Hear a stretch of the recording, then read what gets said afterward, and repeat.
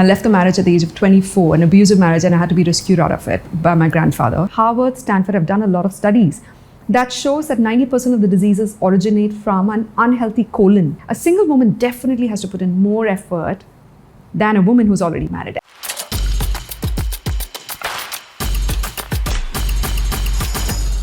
We're breaking rules, and you're watching Rulebreaker. Question is, what rules are we breaking? My guest today is Dimple Jangda. Dimple, what rules do you break and for who? Thank you for having me, first of all, and thank you for holding space for women who break the rules. What rules have I broken? So I guess I was born to break barriers. I was born in a traditional family where women don't go to work because it's frowned upon for women to bring home money. And I was probably the first child who left home at all and built her own home. So right from my childhood to now, I have broken all possible barriers that there was. I was the first woman to get a job in my family, first woman to complete her post-graduations or even go to the US, study, work and come back, start her own business in a completely foreign city, an immigrant. These are all the barriers I broke. And not to forget the fact that I got married when I was 22, and I left the marriage at the age of 24, an abusive marriage, and I had to be rescued out of it by my grandfather because I was in complete house arrest the last few days. I wasn't allowed to leave the house. I wasn't allowed to call my family. So these were some of the rules I had to break. And then I went on to not have a traditional career path, from TV reporting to becoming a TV producer and then to becoming an investment banker and leaving my career, the peak of my career or at the peak of my, lifespan, and deciding to leave all of those comforts to, serve the society or to pursue preventive healthcare. So this has been like quite a roller coaster journey. And, when I look back, it's at least 3 lifetimes of experience in one. So I guess most women are meant to break barriers, but you have a choice. Either you choose to be comfortable in the space that they have carved out for you and stay put in that space, or you choose to break that barrier and choose to make the entire world your platform. So Dimple, you were telling us about your childhood. Tell me a little more about your childhood. Where did you grow up? What were the constraints? Why did you have those constraints? Was it a conservative family? Take us back. So I grew up in Chennai. I was born in Bangalore in my maternal family. And when I was growing up in Chennai, my father had to go through a lot of financial struggles to raise us because he lost his father when he was 4 years old. So he grew up without a father and he went through some amount of poverty as well, despite coming from a very rich family. They had to go to the lowest of lows in their lives and build this, lives up again. So when I look back, my father obviously did his very best. My mother did her very best to give us the right education, right culture, right, values and virtues. But the society we grew up with has this crab culture. Everybody stays in the basket. Nobody gets out. The crab theory is that when one crab tries to escape, the other crabs pull them down. Right? So the society rules were such that women don't work, women don't leave the house, women are meant to marry and have children and raise their children and not question the patriarchal society. So that's the kind of society or community we grew up with. And my father followed all the rules that there was to follow. And, sadly for me, I was also born with many health issues. So that had a cascading effect on all of the aspects of my life. For example, I was born with epilepsy when I was 16. I had a cancer scare as well. So I had epilepsy, fits, I had migraines up to the age of 20, I had 4 surgeries almost by the age of 18, 2 for fibroids, 1 for deviated septum, another for tonsillitis. And the cancer scare, luckily for me, was just a few months, but it was extremely traumatizing. So I had to go through radiation, I had to go through mammograms and needle biopsies at the age of 16, thinking that I'm going to die. And luckily for me, they were benign, but I had to be rushed into surgery immediately. And it was a complicated surgery, lost a lot of blood. So the surgeries kept repeating, Every year I was in the hospital for a new surgery. 4 surgeries down, I was scheduled for the 5th surgery. And I put my foot down saying that, okay, this is it. If you can't get to the root cause of my problem, I'm not coming back to the hospital. Can you guarantee and promise that the fibroids won't come back? They discovered about 5 to 6 tumors in my body, and they were still coming back. So obviously something else is wrong, they haven't understood the root cause. So we all went back home, to our lives, forgetting about this traumatic event in our life. And my father, mother went back to their lives as well and, focusing on how to raise the children. And at this point in time, something tragic happened in our family. We lost 2 uncles. My father's 2 brothers passed away suddenly, one to suicide, to depression. And he left his children in school, they were still in school. And the next thing we know, 2 years later, another uncle passed away from a sudden heart attack. Again, he was going through depression. He had Parkinson's. 4 weeks later, my father's in the hospital getting an open heart surgery done. And he didn't think he'd make it, So he wrote his will. He figured out how the rest of the family is going to take care of itself. He's still in the hospital, and 3 days later, his mother dies of a heart attack. So in a span of 2 years, we lost 3 people, and my father's fighting, between life and death. He's battling for his life. So what was going on that my family was like, suddenly falling apart? The men in my family decided to chip away parts of their health to make wealth for the family because they went through poverty. They didn't want the children to go through poverty. So see how one trauma leads to another trauma because you're trying to cover up for this trauma, the lack of wealth. You lost your health, and now your family is paying a heavy price because one person chose not to take care of their health, and the rest of the family is suffering now. Dimple, you went through a very difficult marriage. Talk to us about that. So like I was just saying, I was married off in a rush because my father didn't think he'd make it for too long because of his health crisis. So the first boy that, proposal that came through into our house, which was an arranged marriage proposal, like the community functions, we said yes to it in just 2 meetings. And it was a very hurried marriage, in 2.5 months.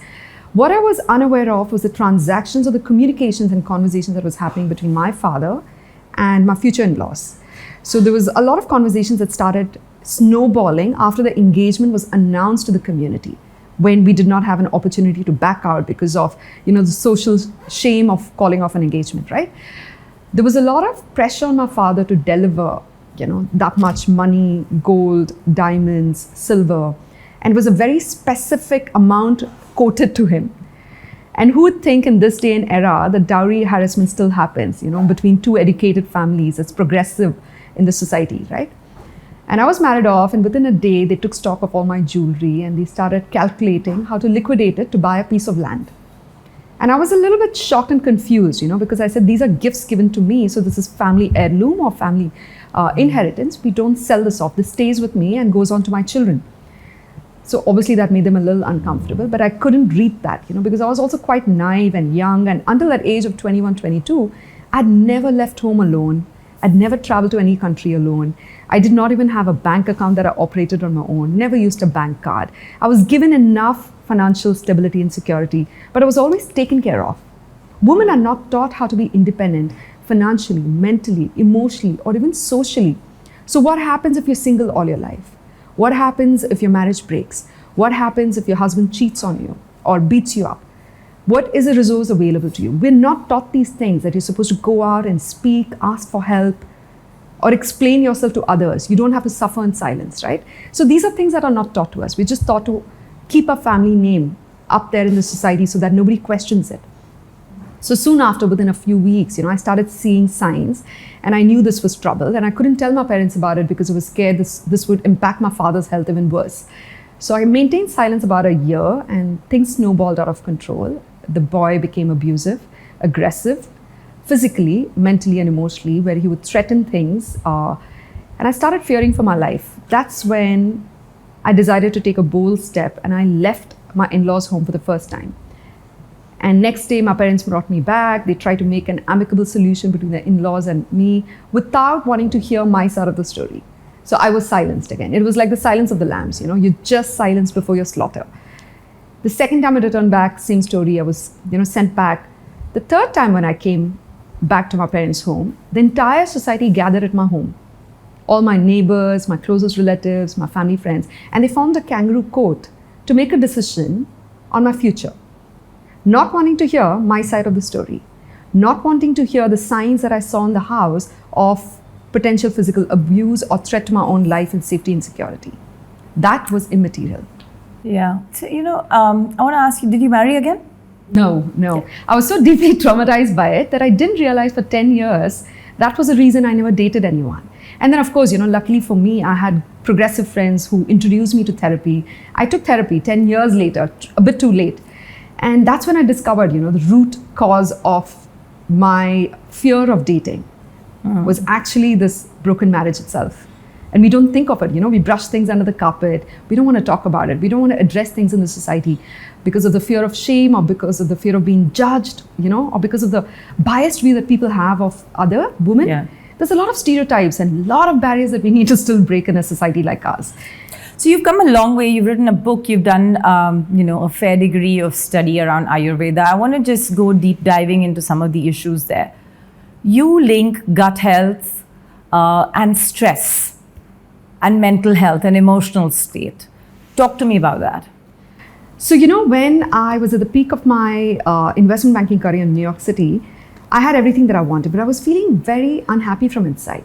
Physically, I looked fit, healthy, but something didn't feel right. And if you go to a doctor, they'd say it's all in your mind, right? So I packed up my bags and came back to India to rediscover my roots and also to find answers to questions I didn't know I had. And that's when I stumbled upon preventive healthcare life sciences. When I was in the countryside, I started healing, I started becoming healthier, I started sleeping better, I started eating better, and I suddenly had like a voracious appetite for life itself. So I was curious as to what was happening, and then I understood that this was my circadian rhythm syncing with nature. And the more I dug around, I found how yoga and Ayurveda helps you prevent diseases and addresses a root cause which is in your gut. And your gut impacts your mental and emotional health. So when I looked back, I also understood that I had poor gut health all my childhood, poor digestion, poor appetite, which impacted my sleep, my skin, my hair, and which led to the formation of all of these fibroids in my body. All of the pieces fell into place. And then the more I researched, the more I found answers. And also I was able to understand the triggers of my own diseases and ailments. What herbs are good for gut health? So before herbs, you must inculcate spices in your diet. Herbs is the second step, because herbs are potent, which should be taken only after a consult with a doctor. The spices you would instead use are stuff like cumin, fennel, coriander, cardamom, carom, cinnamon, clove, ginger, pepper, star anise, bay leaf, lemongrass. The Italians use rosemary, basil, thyme. Those are herbs which are kitchen herbs. Then you have cilantro, curry leaves, moringa, spirulina, French beans. These are all the first step that you take to season your food, right?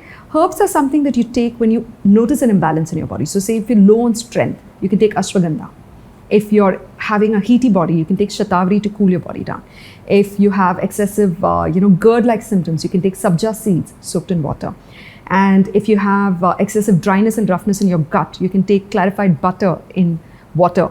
You can take turmeric or even milk with ghee, plant-based milk with ghee at bedtime. So these are the things that you start off with, and then you go on to explore herbs with a consultation, because you need to understand your prakriti, vikriti, and your family genetic history before consuming any herb that is there. Got it. So, there are constant efforts, and I think part of what you're trying to do is also linked to it, which is to bring Ayurveda closer to science. Science is what we know. Ayurveda, we are a bit, confused about.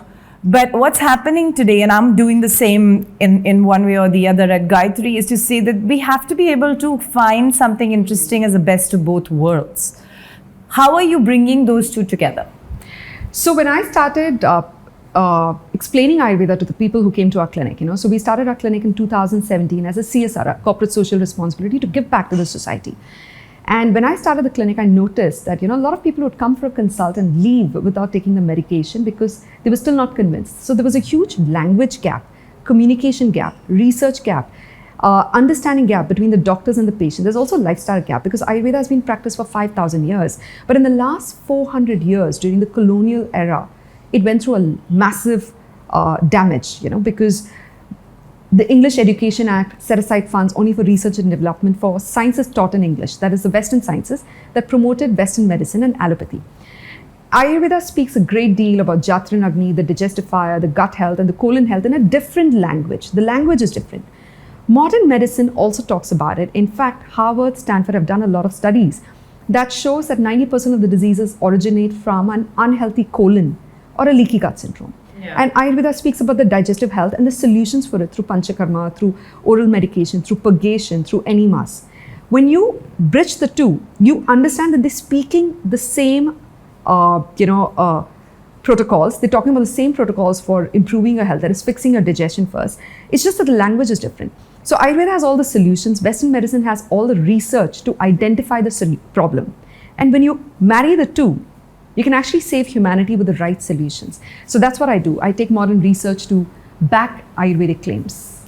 Tell me, how can women who are nearing menopause look after themselves better? And also perhaps, should they not be starting earlier? Yeah, absolutely. Menopause is something that most women don't anticipate it would happen to them. It's like, you expect it to happen to others. The perimenopause symptoms, the hot flashes, the discomfort. You just assume it's not going to happen to you. You first have to take stock of what happened to your mother. When did she hit menopause? Because remember that you replicate the cycles that your mother may have gone through. Now, if your mother had menopause, say at around 45, you can expect your perimenopause symptoms to begin between 42 to 45. And you will experience a lot of discomfort, changes in your moods, changes in your digestive health, a drop in your metabolic fire. Suddenly you're gaining weight no matter how hard you exercise. So stop trying to break yourself. Take a step back and take stock of what is going on. You have to take a massive shift in your dietary plan because your body has decided to stop producing hormones because it has decided to end the birthing phase of your life. So you're not going to give birth to children anymore, right? So the hormones start dropping, your testosterone starts rising, you start experiencing hair growth on your face, on your chin, on your upper lip, unnecessarily. You start also experiencing lots of inflammation in the body because when the hormones are being shut down, it's like a factory being shut down. There are spurts of fire or smoke, flame that's going up, and your body experiences that discomfort in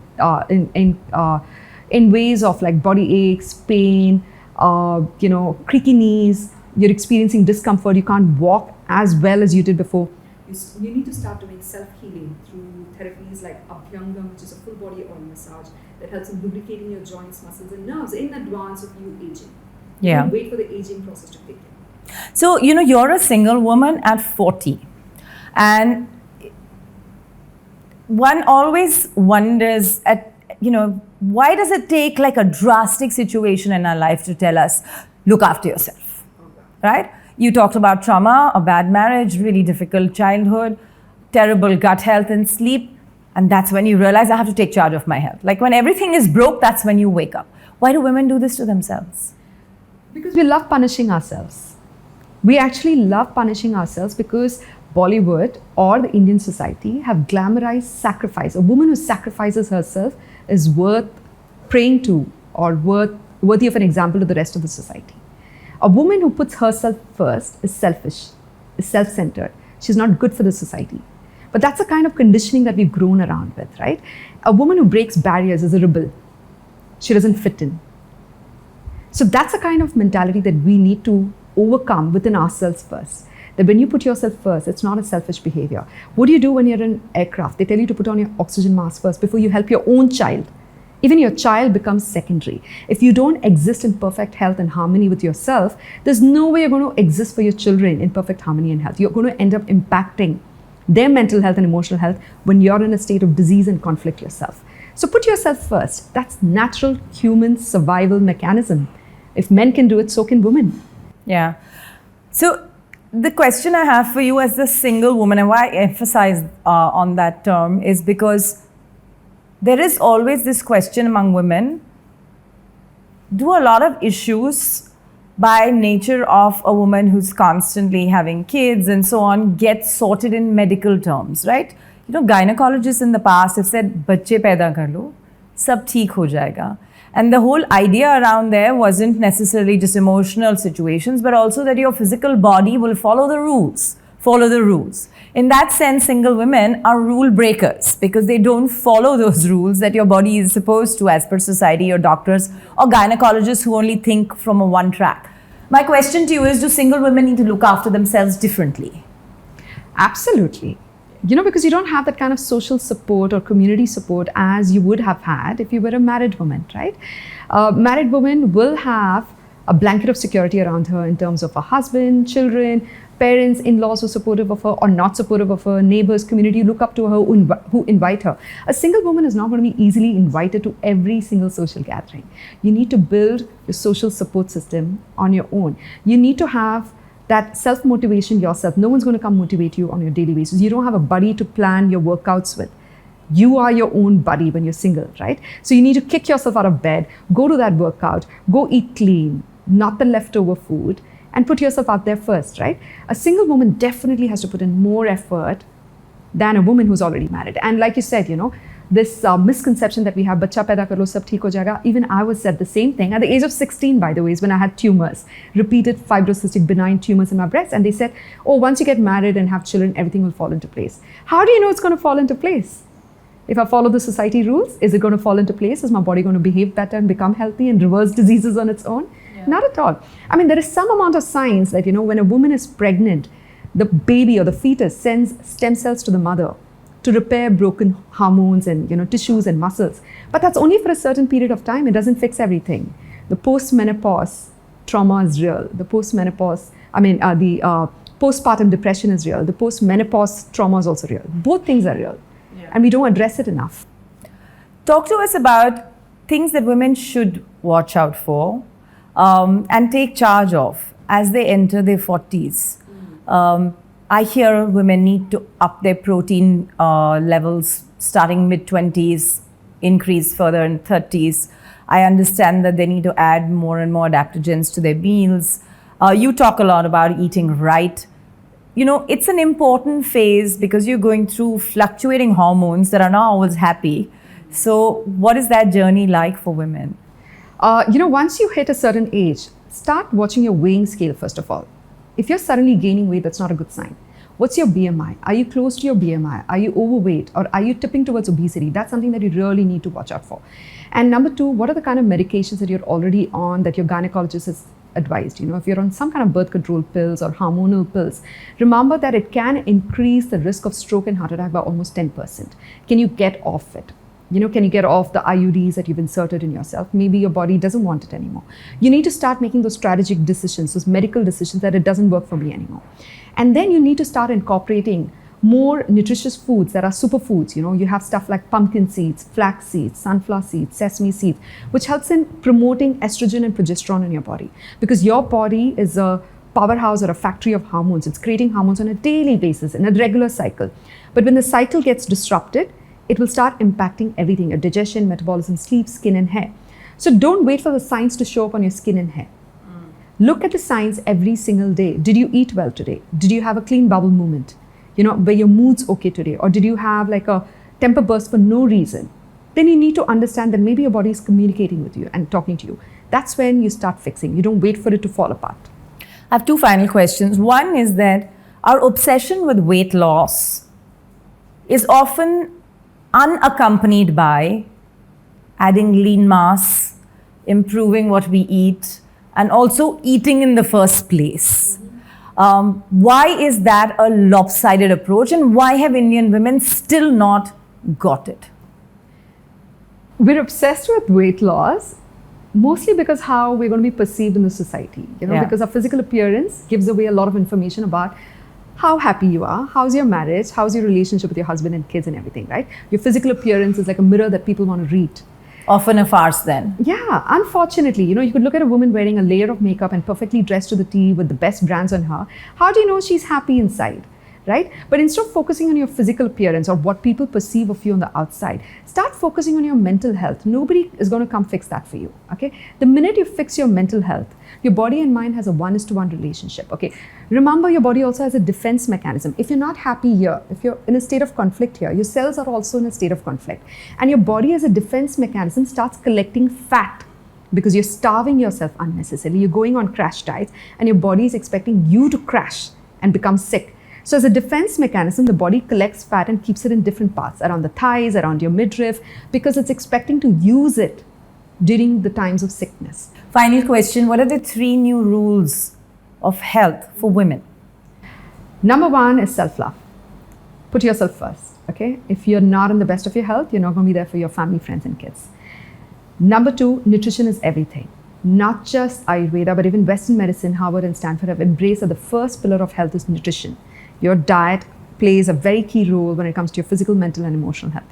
And number 3, get out there and get some physical movement out there in the sun, not just in a gym. Make sure you're getting enough sun exposure. Make sure you're getting enough physical movement and celebrate your body in the form of dance and music or, going out, socializing. You need to be out there in the open to celebrate yourself and claim your space out there in the sun. Lovely talking to you. Thank you, Shaili.